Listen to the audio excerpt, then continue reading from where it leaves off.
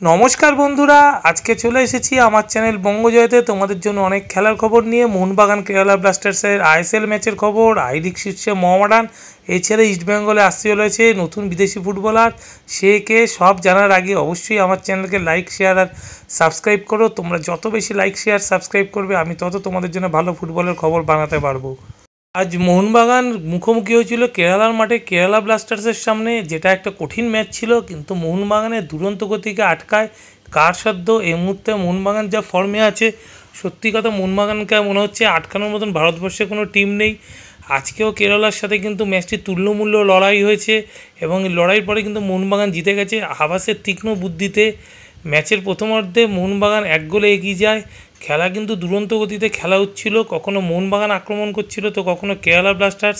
আর নিজেদের ঘরের মাঠে কেরালা ব্লাস্টার্স যে কোনো দলের কাছেই যথেষ্ট কঠিন প্রতিদ্বন্দ্বী, কেননা তাদের গ্যালারি ভর্তি করা লোক থাকে। তো যাই হোক, ম্যাচের 4 মিনিটের মধ্যেই মোহনবাগান এগিয়ে যায় সাদিকুর গোলে এবং এরপর খেলা চলতে থাকে, কিন্তু প্রথমার্ধে আর কোনো গোল হয়নি। দ্বিতীয়ার্ধে কেরালা ব্লাস্টার্স গোল শোধ করে দেয়, কিন্তু তার 4 মিনিটের মধ্যেই 60 মিনিটের মাথায় সাদিকু একটু দুরন্ত ভলিতে ম্যাচে আবার মোহনবাগানকে এগিয়ে দেয় 2-1 গোলে। তারপরে দিমিয়াতকাস 2-2 করে দিল, কিন্তু আবার গোল করে দেয় মোহনবাগানের হয়ে দীপক টাংরি কর্নারে হেডে একটি দুরন্ত গোল, যেটি দীপক টাংরি এতদিনে তার কেরিয়ারে যতগুলো গোল করেছে তার অন্যতম সেরা গোল হতে পারে এই গোলটি। এরপর কেরালা ব্লাস্টার্স গোল শোধের জন্য মরিয়া হয়ে ওঠে, কিন্তু মোহনবাগানও পাল্টা কাউন্টার অ্যাটাক করতে থাকে এবং সেই কাউন্টার অ্যাটাক থেকেই একটি সুযোগ তৈরি হয়, যেটি জেসন্স কামিংসের শট গোল লাইন সেভ করে কেরালার ডিফেন্ডার। কিন্তু আবার কাউন্টার অ্যাটাকে আসে মোহনবাগান এবং ম্যাচের 96 মিনিটে জেসন্স কামিংসই মোহনবাগানের হয়ে চতুর্থ গোলটি করেন এবং তখন মোহনবাগান 96 মিনিটে 4-2 গোলে এগিয়ে যায়। ম্যাচে তখন ইনজুরি টাইম চলছে এবং 99 মিনিটের মাথায় কেরালা ব্লাস্টার্স আরও একটি গোল করে, কিন্তু সেটি যথেষ্ট ছিল না এই ম্যাচ থেকে পয়েন্ট পাওয়ার জন্য এবং মোহনবাগান ম্যাচটি 4-3 জিতে যায়। মোহনবাগান কোচ হাবাস আসার পর মোহনবাগান সুপার জায়ান্টসের চেহারাটাই পাল্টে দিয়েছে। এই দলটা যেমন আক্রমণে যেতে পারে তেমন ডিফেন্সও করে এবং ডিফেন্স যদি গোল খায় আবার পাল্টা আক্রমণ থেকে গোলও করতে পারে। হাবাস এখন মোহনবাগান সুপার জায়ান্টসকে এমন একটা টিম তৈরি করেছে যে দলটা অ্যাটাকে গেলে গোল করতে পারে, আবার ডিফেন্স করতে গিয়ে যদি গোল খেয়ে যায় তো কাউন্টার অ্যাটাকে গিয়ে আবার গোল করতে পারে। তো এই দলটাই এখন আইএসএল লিগ শিল্ড জেতার কিন্তু স্বপ্ন দেখছে এবং এই মুহূর্তে আইএসএলে টপেও চলে গেছে।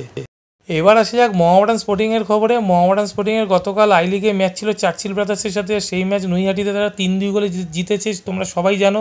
এবং এই জয়ের ফলে শ্রীনিধি ডেকানের সাথে তারা 8 পয়েন্টে এগিয়ে গেছে একটা ম্যাচ বেশি খেলে এবং আই লিগ জয়ের অনেক কাছে চলে এসেছে। এবং তাদের হন্ডুরাসের স্ট্রাইকার এডি হার্নান্ডেজ কিন্তু একেবারে গোল মেশিন হয়ে উঠেছে। গতকালের ম্যাচেও 2টো গোল করেছে, ফানাই 1টা গোল করেছে। তো মোহামেডানকে কিন্তু তাদের কোচ চেরসেনি এক সুতোর বেঁধে রেখেছে এবং এই দলটা কিন্তু এখন খুব সুখী পরিবার। যদি এই দলটা 2 গোল খায় 3 গোল মারারও ক্ষমতা রাখছে। গোকুলাম কেরালার মাঠে সেম জিনিস হয়েছিল, 2 গোলে এগিয়ে গিয়ে 2 গোল খেয়েছিল, আবার তারা আরও একটি গোল করেছিল। আর গতকালের ম্যাচটিও নৈহাটি স্টেডিয়ামে তুল্যমূল্য হয়েছে, কখনও চার্চিল ব্রাদার্স এগিয়েছে তো কখনও মোহামেডান এগিয়েছে, আবার কখনও সমান সমান চলেছে, তারপরে আবার মোহামেডান এগিয়েছে। তো এরকমই একটা ম্যাচ পেন্ডুলামের মতন দুলতে থেকেছে দুই দিকে, কিন্তু মোহামেডান স্পোর্টিংকে আটকায় এখন কার সাধ্য। অফিসিয়ালদের প্রচেষ্টায় কিন্তু মোহামেডান স্পোর্টিং এক দিগন্ত খুলতে চলেছে আই লিগে এবং আই লিগ চ্যাম্পিয়ন হতে চলেছে। এবং আগামী মৌসুমে কলকাতা থেকে 3টে দলকে আমরা আইএসএলে দেখতে চলেছি। ইস্টবেঙ্গল মোহনবাগান তো ছিল, এবারে আই লিগ সে চ্যাম্পিয়ন হয়ে সরাসরি আইএসএলে খেলতে চলেছে মোহামেডান স্পোর্টিং। মোহামেডান ক্লাবের অফিসিয়ালরা আন্তরিকতা এবার টিম করেছে এবং এদের এবারে সব থেকে যেটা ভালো কালেকশন হচ্ছে সেটা হচ্ছে হন্ডুরাসের স্ট্রাইকার এডি হার্নান্ডেজ মোহামেডান স্পোর্টিংয়েরও এখন গোল মেশিন হয়ে উঠেছে এবং এই জন্য মোহামেডান আগামী দিনে খুব ভালো রেজাল্ট করতে চলেছে আই লিগে।